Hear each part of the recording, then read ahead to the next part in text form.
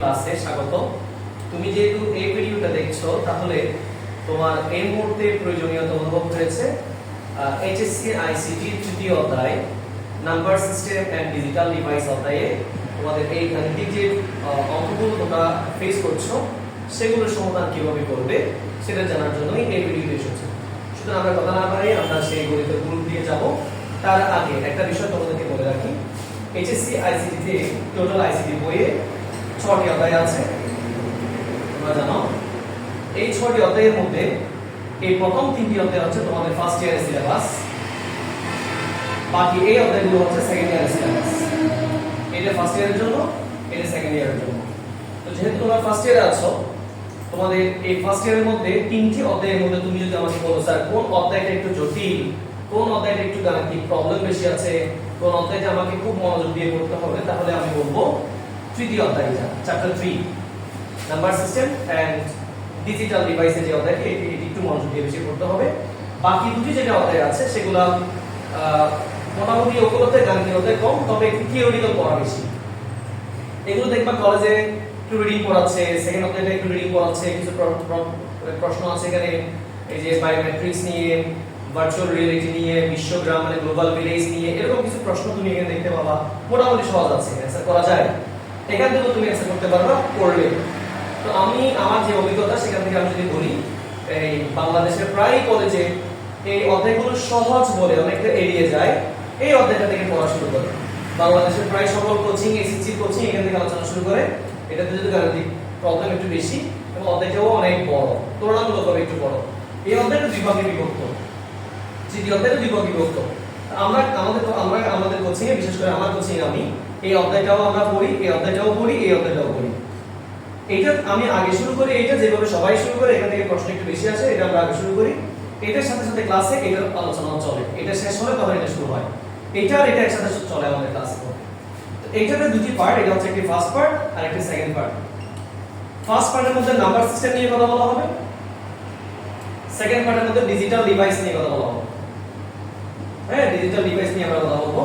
তোমরা লজিক গেটের কথা শুনে রাখবা, সেই বিষয়গুলো নিয়ে আমরা সেকেন্ড পার্টে কথা বলবো। তবে এই অধ্যায়টা প্রথম অংশটা হলেও মিনিমাম 10 থেকে 12টি ক্লাস এইটাতে করতে হবে। এই প্রথম অংশ শেষ করার জন্য এখানে অনেক চমৎকার এইচএসসি আইসিটি সবচেয়ে মজা হচ্ছে এই অংশগুলোতে, মানে এই গ্রুপ থেকে সবচেয়ে মজা হচ্ছে এই দুটি অংশতে। যদি তুমি ফুলি এইচএসসি আইসিটি দুটো বিষয় শেষ করতে পারো, তোমার মনে হবে তুমি আইসিটি অন্যরকম একটা জগতে চলে গেছো। সুতরাং একটু যদি পরিশ্রম করো, ক্লাসে যদি নিয়মিত উপস্থিত থাকো, টিচারের কথাগুলো যদি শুনো এবং সেই মোতাবেক যদি একটু পরিশ্রম করে ডেইলি কাজ ডেইলি শেষ করো, আমি গ্যারান্টি দিচ্ছি তোমার এইচএসসি আইসিটি এর রেজাল্ট অনেক বেশি ভালো হবে। এবং সেটা তোমাকে আমি এটার অ্যাসিওরেন্স দিতে পারি। আমাদের কোচিং এর আলহামদুলিল্লাহ গত কয়েক বছর ধরে, প্রায় 7-8 বছর ধরে বিভিন্ন কলেজে হাইয়েস্ট মার্ক প্রাপ্ত স্টুডেন্টরা আমার স্টুডেন্ট, আমার কোচিং এর স্টুডেন্ট। এটা আমি কনফিডেন্স নিয়ে বলতে পারি ইনশাআল্লাহ। সুতরাং আমরা সেটা নিয়ে কথা না পারি, আমরা আলোচনায় যাই। এই মুহূর্তে তোমাদের আমি ভিডিওটা মেক করছি কি জন্য বলি, আমি তো নিয়মিত ফেসবুকে এবং ইউটিউবে ভিডিও দিই না। আমি যেটা করি সেটা আমার কোচিং স্টুডেন্টকে আমি পড়াই। তো আমি আমার যেটা দেখতে পেয়েছি পড়াতে গিয়ে, সেটাই হলো স্টুডেন্টরা আমার ক্লাসে ক্লাস করছে। এখন ধরো যে 30-35 জন একটা ব্যাচ আমরা শুরু করেছি। কয়েকজন স্টুডেন্ট দেখা যাচ্ছে একটু পরে, মানে 5 দিন পরে, 3 দিন পরে ক্লাসে জয়েন করেছে। তো আমি সেই 3 দিনে তো মোটামুটি কিছুটা অঙ্ক করাই ফেলছি, যেগুলো ওরা পাই না।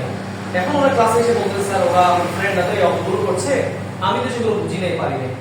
তাদের জন্য আমার এই ভিডিওটা বানানো, যারা অলরেডি ক্লাস মিস করেছে, শুধু সেই স্টুডেন্টদেরকে উদ্দেশ্য করে আমার এই আজকের এই অঙ্কগুলো করাবো।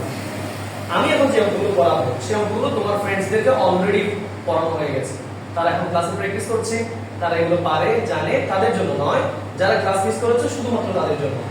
আবার কিছু স্টুডেন্ট এমন আছে সেকেন্ড ইয়ার ব্যাচের স্টুডেন্ট, যারা সেকেন্ড ইয়ার উঠে গেছে, তারাও আবার বছরের শুরু থেকে প্রাইভেট শুরু না করার কারণে তারাও এই অধ্যায়ের প্রাথমিক অঙ্কগুলো মিস করেছে। তারাও বলতেছে স্যার আমরা ওই ব্যাচের সাথে গিয়ে বসতে চাই, আর অনেক সময় জায়গা থাকে না বসার জন্য, অনেক সময় ওরা এক টাইম দিতে পারে না। তো ওদেরকে বলেছে আমি কিছু ভিডিও মেক করে দিব, ওই ভিডিওগুলো দেখে তোমরা প্রাথমিক যে অঙ্কগুলো পারো না সেগুলো একটু করে নিতে পারবা, একটু প্র্যাকটিস করলে হয়ে যাবে। খুবই ইজি, খুবই ইন্টারেস্টিং। আচ্ছা, তাহলে আমরা আলোচনায় যাই। এইচএসসি আইসিটি প্রথম ক্লাসের পরের ক্লাস থেকে যদি আমি একটু বলি, প্রথম ক্লাস তো অনেক কথা বলেছি, আজকে কথা বলবো না। আমি যদি পরের কথাগুলো বলি, এইচএসসি আইসিটির নাম্বার বা আমি বলবো সংখ্যা পদ্ধতি। দেখো সংখ্যা পদ্ধতি একটি প্রথম টপিক আমাদের তৃতীয় অধ্যায়ের প্রথম টপিক। অধ্যায় তৃতীয় প্রথম টপিক কি হচ্ছে সংখ্যা পদ্ধতি।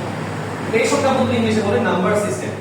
খেয়াল করিও নাম্বার সিস্টেম, সবাই জানে, তুমিও নাম মুখস্থ করে ফেলবা নাম্বার সিস্টেম। তাহলে আমরা পড়ছি কি নাম্বার সিস্টেম। নাম্বার সিস্টেম মানে সংখ্যা পদ্ধতি।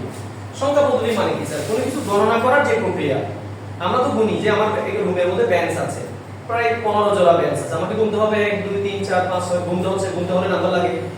আমার দরজা জানালা আছে, ফ্যান আছে, লাইট আছে, স্টুডেন্টস আছে, চেয়ার টেবিল আছে, কম্পিউটার আছে, টেলিভিশন আছে, স্ক্রিন আছে, এগুলো আমাকে গুনতে হয়, মানুষ গুনতে হয়। এই গুনার যে প্রক্রিয়া সেটাকে বলা হয় সংখ্যা পদ্ধতি বা গণনার প্রক্রিয়া। তো বিভিন্ন স্টাইলে মানুষ গণে, বিভিন্ন ভাষায় মানুষ গণে।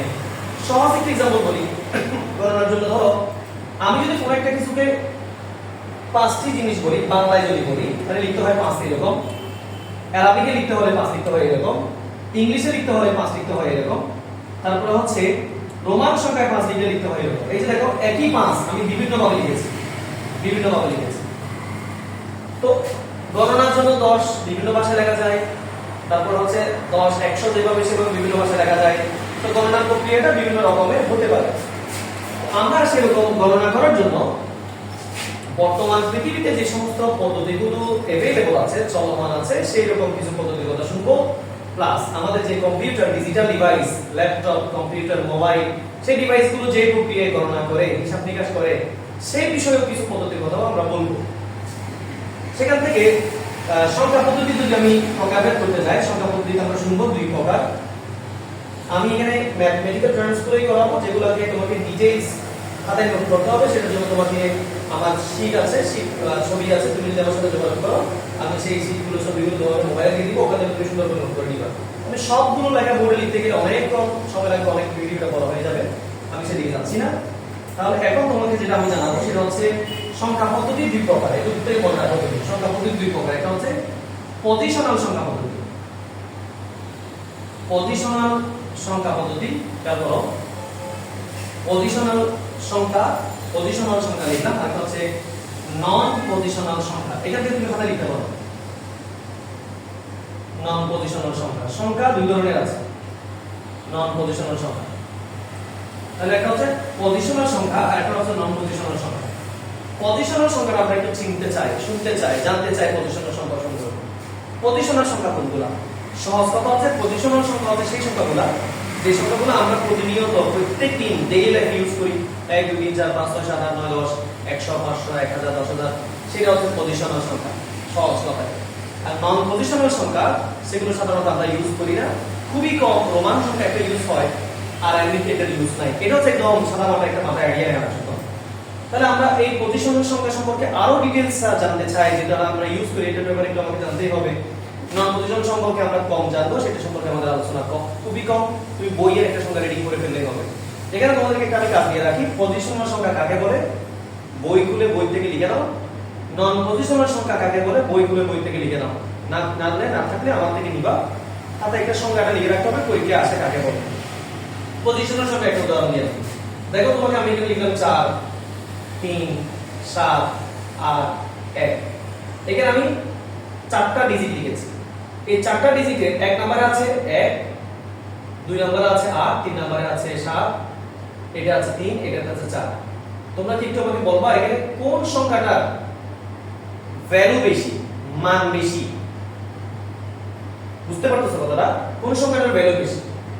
এখানে আমি বলবো 4 এর ভ্যালু বেশি, কারণ এই 4টা চতুর্থ পজিশন আছে, এটার মান হচ্ছে 4000। তাহলে একক, দশক, শতক, হাজার, অযুত, সরি হাজার তো এখানে আছে 43000, এটার ভ্যালু বেশি, তাই না? যদি আমি ধরো বলি যে 5720 বা 22, তাহলে এখানে মধ্যে 5 এর ভ্যালু বেশি। এখানে 43781, এখানে 5 এর ভ্যালু বেশি। আচ্ছা দেখো তো, এখানে 5 এটা হাজারের সংখ্যায় বসার কারণে এর ভ্যালু 5, কিন্তু এখানে সাথে এটা শতকের করার বসার কারণে এর ভ্যালু হচ্ছে 700। এখন দশক শতক মানে 700, এটা 22 মানে এটা 20 এর ভ্যালু আছে, আর এটা আছে এককের ভ্যালুতে, তাহলে এটার ভ্যালু বেশি। কিন্তু আমি যদি এই 5টাকে তুলে এখানে করে দিই, এখানে নিয়ে আসি, এখানে আর 2 এর যদি এখানে নিয়ে যায়, তখন এখানে 2 এর ভ্যালু বেশি। হাজার ঘরে যাওয়াতে 2 এর ভ্যালু বেশি, তার মানে হচ্ছে পজিশন চেঞ্জ হওয়াতে তার ভ্যালু চেঞ্জ হয়ে যাচ্ছে। 5 এখান থেকে এখানে চলে আসছে একই 5, কিন্তু তার ভ্যালু হচ্ছে 50, এখন হয়ে গেছে 50 আর 2 হচ্ছে 52, তাহলে এটা 50 এর ভ্যালুতে আছে এখন দশকের ঘরে। আর এটা ছিল এখন হাজারের ঘরে চলে আসছে, 2000 হয়ে গেছে। সুতরাং পজিশন চেঞ্জ হলে, তাদের অবস্থান চেঞ্জ হলে ভ্যালু পরিবর্তন হচ্ছে। তাহলে যে সংখ্যার অবস্থান পরিবর্তন হলে তাদের মানের পরিবর্তন হয়ে যায়, আমরা সেটাকে পজিশনাল সংখ্যা বলতে পারি। আরেকটা কথা হচ্ছে তাহলে নন পজিশনাল কোনগুলো? যেগুলোর অবস্থান বা পজিশন চেঞ্জ হলেও, অবস্থান পরিবর্তন হলেও তাদের মানের পরিবর্তন হয় না, তাদেরকে বলা হয় নন পজিশনাল সংখ্যা। তো রোমান সংখ্যার ক্ষেত্রে সেটা দেখতে পাবা। নন পজিশনাল সংখ্যা রোমান সংখ্যার যে অবস্থানগুলো, একটা x কে 10 বলা হয়, v এর মতো একটা আছে 5, এটা যেখানেই যাক 5 এর মতোই ভ্যালু থাকে, সেটা অবস্থান ভেদে মান চেঞ্জ হয় না। আমরা সেদিকে যাচ্ছি না, আমরা পজিশনাল সংখ্যা নিয়ে কথা বলবো আজকে। পজিশনাল সংখ্যাটাকে আবার 4 ভাগে ভাগ করা হয়েছে। পজিশনাল সংখ্যা আমরা যেটা লিখলাম সেটা সম্পর্কে আমরা ডিটেইলস জানবো। পজিশনাল সংখ্যাকে 4 ভাগে ভাগ করা হয়েছে, একটু বুঝে নাও। তাহলে পজিশনাল সংখ্যাকে যদি 4 ভাগে ভাগ করা হয়, এক নম্বরে কি নিব? ডেসিমাল। খেয়াল করো, নামগুলো বুঝতে করতে হবে, খাতায় লিখে দিবা। ডেসিমাল। 2 নম্বরে নিব বাইনারি। 3 নম্বরে লিখব অক্টাল। 4 নম্বরে লিখব হেক্সাডেসিমাল। তাহলে নামগুলো একটু বুঝতে পারবে, ডেসিমাল, বাইনারি, অক্টাল, হেক্সাডেসিমাল। এই 4টা প্রকার, এটা পজিশনাল সংখ্যার প্রকারভেদ। এই 4টি প্রকারই আমাদের আজকের অধ্যায়ে সবচেয়ে গুরুত্বপূর্ণ আইটেম, সবচেয়ে গুরুত্বপূর্ণ আমাদের নাম, টপিকের নাম। এই নামগুলো একটু ভালো করে বুঝতে হবে। আবার বলছি, decimal, binary, octal, hexadecimal. Decimal, binary, octal, hexadecimal. একটু একবার বলো, মুখস্থ হয়ে যাবে পাশে। Decimal, binary, octal, hexadecimal. Sir নামটা মুখস্থ হয়ে গেছে, এখন আমাকে কি জানা দরকার এদের ব্যাপারে? আমাদের আরো আরেকটা গুরুত্বপূর্ণ বিষয় জানা দরকার। ডেসিমাল যে সংখ্যা পদ্ধতি, সেই সংখ্যা পদ্ধতিতে কিছু নাম্বার ইউজ করা হয়, যে নাম্বারগুলো দিয়ে আমরা হিসাব নিকাশ করি। যেমন 0 1 2 3 4 5 6 7 8 9। এই নাম্বারগুলো এখানে প্রায় 10টি আছে। স্যার কয়টি আছে? 10টি আছে, 9 পর্যন্ত। 1 থেকে 9 পর্যন্ত 9টি। এদিকে এক্সট্রা একটা আছে 0। তো এখানে কয়টি আছে? 10টি আছে। এই জন্য এটা নাম দেওয়া হয়েছে ডেসিমাল, অর্থাৎ 10 ভিত্তিক। এটা ভিত্তি আছে 10, আমরা সেটা ভিত্তি কি একটু পরে কথা বলবো। আগে শুনি ডেসিমালে কোন কোন নাম্বারগুলো আছে। আচ্ছা, বাইনারি সম্পর্কে একটু শুনি। বাইনারিতে কোন কোন নাম্বার আছে? বাইনারিতে নাম্বার আছে মাত্র 2টি, একটা 0 একটি 1। 0 এবং 1 দিয়ে হচ্ছে বাইনারি সংখ্যা পদ্ধতি গঠিত। সেজন্য বাইনারি কিন্তু বিআই বাই শব্দটা হচ্ছে ডি। আমরা দ্বিতীয় শ্রেণী বলি না, দ্বিতীয় শ্রেণী ডি একটা আছে না, ডি মানে হচ্ছে 2। এখানে মাত্র দুটো অঙ্ক আছে, 0 এবং 1, আর কোনো অঙ্ক নাই। চিন্তা করে দেখো, আনবিলিভেবল ইন্টারেস্টিং একটা নাম শুনেছো তুমি, বাইনারি। কারণ এই পুরো পদ্ধতিতে 2 3 4 5 6 7 8 9 এগুলো নাই। আমি একটা কথা তোমাকে মনে করাই, এখানে 0 to 9 পর্যন্ত যে নাম্বারগুলো আছে এগুলো আমরা সবাই জানি, ছোটকাল থেকে পড়ে আসছি। তারপরে হচ্ছে অঙ্ক করি, আমরা মানুষের সাথে কথাবার্তা বলি, ব্যবসা বাণিজ্য করি, যত কিছু করি তো এই নাম্বারগুলো দিয়ে করি। তুমি আমি তো অনেক অঙ্ক করেছি ক্লাসে, তাই না?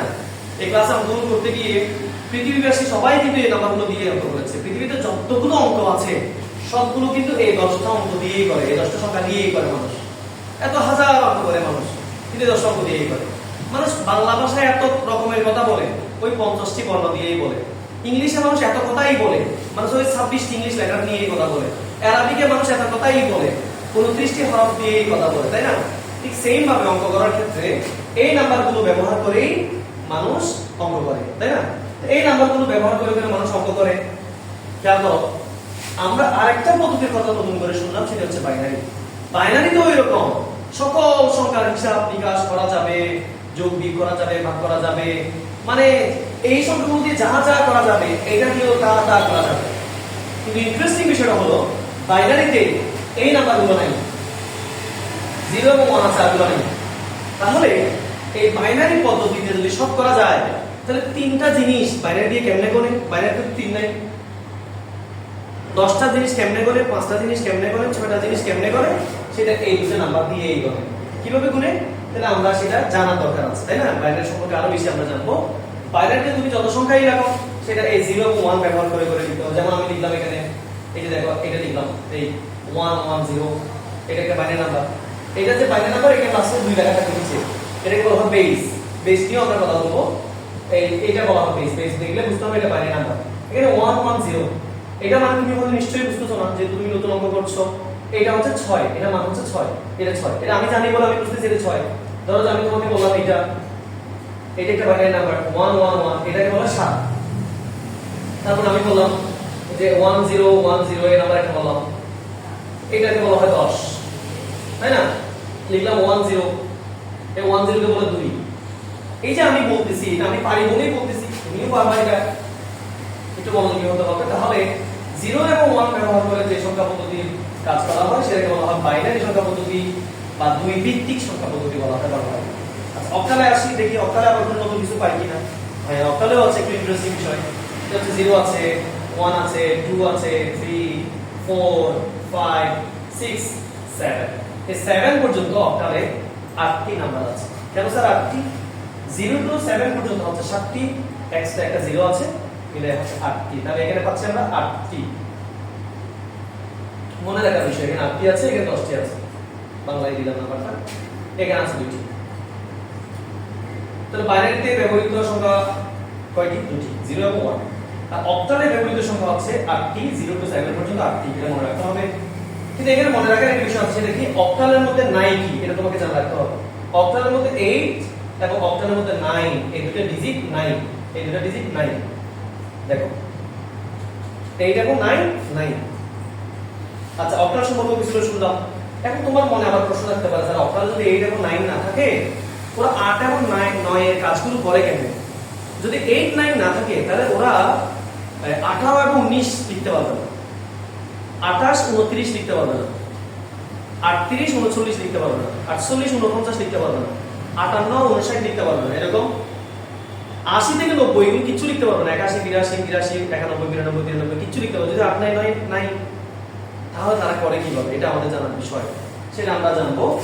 এরপর আমরা সবচেয়ে আরেকটি ইন্টারেস্টিং নাম পাচ্ছি, যেটা হচ্ছে হেক্সাডেসিমাল। এই যে এই হেক্সাডেসিমালের প্রকারের মধ্যে যদি আমি কি বলি, হেক্সা শব্দের অর্থ হচ্ছে 6, আর ডেসিমেল শব্দের অর্থ হচ্ছে 10, মানে 10 বিটের। এদিকে 6টি, এদিকে 10টি, তাহলে কত হলো 16টি। হেক্সাডেসিমাল এই পদ্ধতিতে 16টি নাম্বার আছে। চিন্তা করো, তোমাদের এত মনে হচ্ছিল ডেসিমেল পদ্ধতিতে 0 টু 9 পর্যন্ত 10টি নাম্বার ছিল, এখানে 2টি ছিল, এখানে 8টি ছিল। তো তোমাদের মনে হচ্ছিল মনে ডেসিমেলে সবচেয়ে বেশি, কিন্তু না, হেক্সাতে আরো বেশি। তো হেক্সাতে বেশিগুলো কি আমরা একটু দেখি। 0, 1, 2, 3, 4, 5, 6, 7, 8, 9 এটি পর্যন্ত ঠিক আছে। এরপর কি, এরপর অতিরিক্ত আরো 6টি আছে, যেগুলোকে হেক্সা বলা হয়। হেক্সা মানে 6টি, সেগুলো অতিরিক্ত গুলো কি একটু দেখি। A, B, C, D, E, F। এগুলো হচ্ছে তোমাদের জন্য নতুন নাম্বার। দেখো নতুন অভিজ্ঞতা, আজকে প্রথম শুনতেছি আমরা এই কথাগুলো। A, B, C, D, E, F। মনে রাখার বিষয় হলো, এখানে তোমার দেখতে মনে হচ্ছে এটা A, এটা B, এটা C, D, E, F, কিন্তু আমি তোমাদেরকে বলবো আইসিটি যেহেতু পড়তে এসেছো, নতুন নতুন তোমাদের জন্য প্রত্যেকের জন্য থাকবে, প্রত্যেক দিনেই থাকবে। তোমরা মনে রাখবা, ছোটখাটো এটাকে তোমার মা পড়াইছে A, এটা পড়াইছে B, এটা পড়াইছে C, এটা পড়াইছে D, এটা পড়াইছে E, এটা F। কিন্তু গণিতে এসে এগুলোকে A, B, C, D বললে ভুল হবে। A বলতে আমরা বুঝবো 10, B বলতে বুঝবো 11, C বলতে বুঝবো 12, D বলতে বুঝবো 13, E বলতে বুঝবো 14, F বলতে বুঝবো 15। তাহলে এগুলো A, B, C, D এগুলো লেটার নয়, এগুলো নাম্বার, হেক্সাডেসিমালের নাম্বার। A মানে 10, B মানে 11, C মানে 12, D মানে 13, E মানে 14, F মানে 15। আমি হঠাৎ করে তোমাকে বলবো F মানে কত, বলবো 15, বলবো E কত, বলবো 14, বলবো A কত, বলবো 10, B কত, তুমি বলো দেখি। B হচ্ছে 11, C কত 12, D কত 13। এবার বলতে হবে, তোমাদের ক্লাসমেটরা সবাই এটা পারে, তোমাদেরকেও পারতে হবে, একটু খাতায় লিখে নিয়ে শিখে নিবা। হ্যাঁ, তোমরা খাতায় এগুলো লিখবা, নাম্বারগুলো লেখার পরে A, B, C, D, E, F লিখে এদের নাম্বার ভ্যালুগুলো লিখে দিবা, লিখে রাখবা, মুখস্থ করে ফেলবা। এটা লাগবে আমার পড়ার সময়। একটা জিনিস কি তোমরা খেয়াল করেছো, তোমরা যখন সায়েন্টিফিক ক্যালকুলেটর ইউজ করো, আমাদের বাসায় যে ক্যালকুলেটরগুলো আছে সায়েন্টিফিক ক্যালকুলেটর, সেই ক্যালকুলেটরের ভিতরে A B C D F পর্যন্ত লেখা আছে। ছোটকালে আমরাও করেছি, হয়তো তোমরাও করেছো। একটা ক্যালকুলেটর যখন হাতে পেয়েছি তখন ওইখানে এ বি সি ডি যেগুলো ওঠে ওইগুলো দিয়ে নাম লেখার চেষ্টা করেছি। আমার নাম, তোমার নাম, বন্ধুর নাম, মায়ের নাম, বোনের নাম লেখার চেষ্টা করেছি, তাই না? ভাবতাম মনে মনে কি এখানে এফ পর্যন্ত দিল, বাকি লেটারগুলো দেয় না কেন? এগুলো দিয়ে আমরা নাম লিখতে পারতাম, এরা এগুলোই বা কেন দিল? এগুলো আমরা নবম দশম শ্রেণী পর্যন্ত এ থেকে এফ পর্যন্ত নাম্বারগুলো কেন ব্যবহারই করিনি, তাই না? তাহলে এগুলো কেন দিল? আজকে সেটা আমরা ব্যবহার পাচ্ছি যে তাদেরকে কেন দেওয়া হয়েছে A B C D F. তাদেরকে দেওয়া হয়েছে এই জন্যই যাতে সেগুলো দিয়ে আমরা হেক্সাডেসিমাল অঙ্কগুলো করতে পারি, তাই না? তাহলে খুবই মজার একটা তথ্য পেলাম যে A B C D F পর্যন্ত নাম্বারগুলো এগুলো হেক্সাডেসিমাল নাম্বার, সেগুলো দিয়ে আমরা কম্পিউটারের ভাষার কতগুলো অঙ্ক আমরা সমাধান করতে পারবো। ঠিক আছে, আমরা মোটামুটি একটা প্রাথমিক ধারণা পেয়ে গেছি। ডেসিমেল সম্পর্কে শুনলাম, বাইনারি সম্পর্কে শুনলাম, অক্টাল সম্পর্কে শুনলাম, হেক্সাডেসিমাল সম্পর্কে আমরা শুনলাম। এই নাম্বারগুলো আমরা পজিশনাল সংখ্যা হিসেবে নিচ্ছি। এই একমাত্র একটা ল্যাঙ্গুয়েজ, সেটা হচ্ছে ডেসিমেল ভাষা বা ডেসিমেল ল্যাঙ্গুয়েজ বা ডেসিমেল নাম্বারগুলো দিয়ে আমরা দৈনন্দিন জীবনে কাজ করি। এই নাম্বারগুলো আমার ছোট বোন জানে, আমার বন্ধু জানে, ক্লাস 9 এর পড়তে ছেলেটা জানে, ক্লাস 10 এর পড়তে জানে, আমার মানে সবাই, একজন রিকশাওয়ালা যে লেখাপড়া জানে সেও ডেসিমেল নাম্বারগুলো চিনে। কিন্তু ইন্টারেস্টিং বিষয় হচ্ছে এই তিনটা সংখ্যা সম্পর্কে আমাদের স্বাভাবিক সাধারণ মানুষদের কাছে জানাশোনা নাই।